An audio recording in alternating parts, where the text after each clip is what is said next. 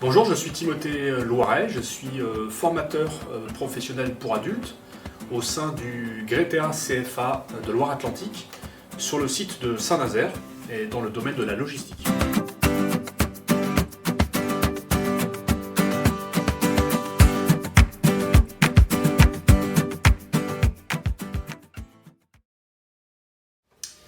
Oui, donc nous avons déployé la multimodalité sur un parcours de formation sur un titre professionnel de technicien supérieur en méthode et exploitation logistique, qui est un titre professionnel de niveau Bac+2,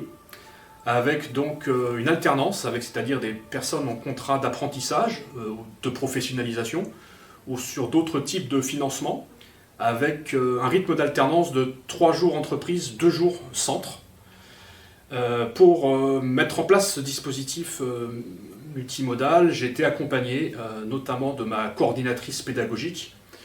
qui en amont prépare le planning, le calendrier de la formation, les différentes convocations, le suivi donc de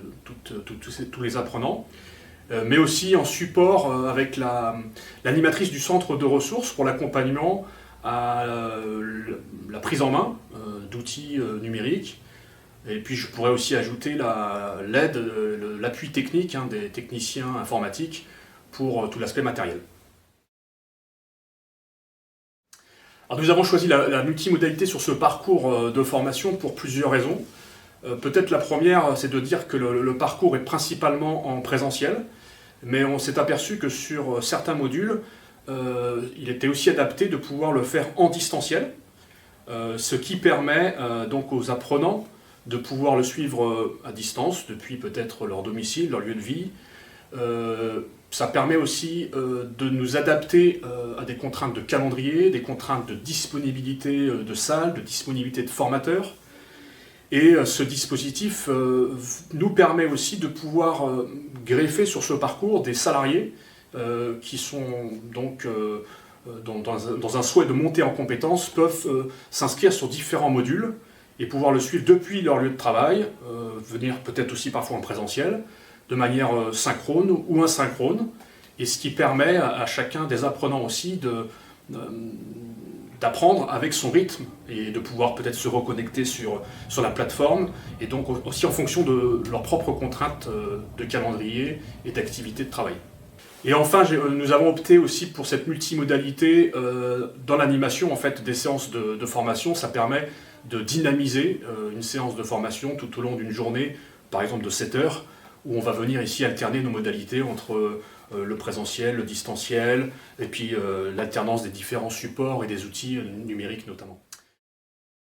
Donc dans le déploiement de cette multimodalité, en tant que formateur, j'utilise différents outils, notamment au sein du réseau des GRETA, nous utilisons la plateforme LMS iGRETA, Moodle. J'utilise notamment des plateformes collaboratives, des murs collaboratifs comme le Padlet, comme Scrumble, mais aussi l'utilisation de jeux pédagogiques tels que Kahoot. J'utilise aussi Learning Apps par exemple pour faire des petits temps de jeu pour vérifier un petit peu les acquis des uns et des autres. J'exploite évidemment la classe virtuelle. Donc pour m'approprier ces outils numériques, j'ai bénéficié de certaines formations dans le cadre de mon emploi de formateur au sein du réseau du GRETA CFA. Échange de pratiques énormément aussi avec mes collaborateurs, avec les différents formateurs avec qui je travaille. Et puis je suis allé exploiter, aller chercher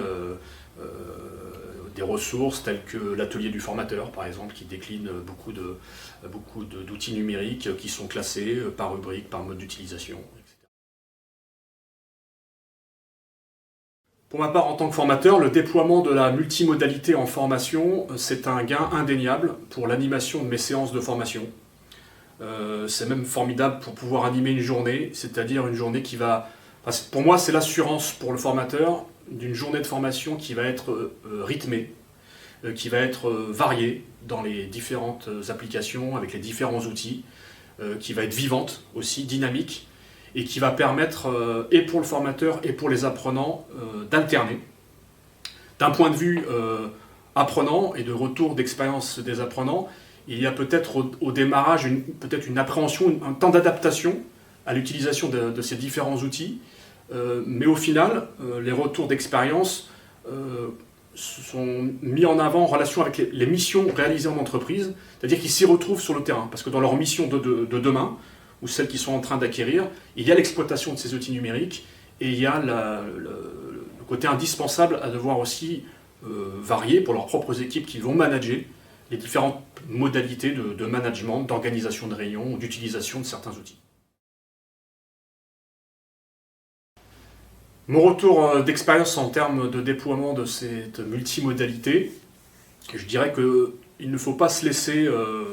effrayer ou en tous les cas bloquer par les freins que pourrait représenter le temps de prise en main, le temps d'adaptation à ces outils. Cette partie qui peut paraître un peu chronophage, elle est vite oubliée quand on va animer ces séances de formation avec ces différents supports, ces différents outils numériques.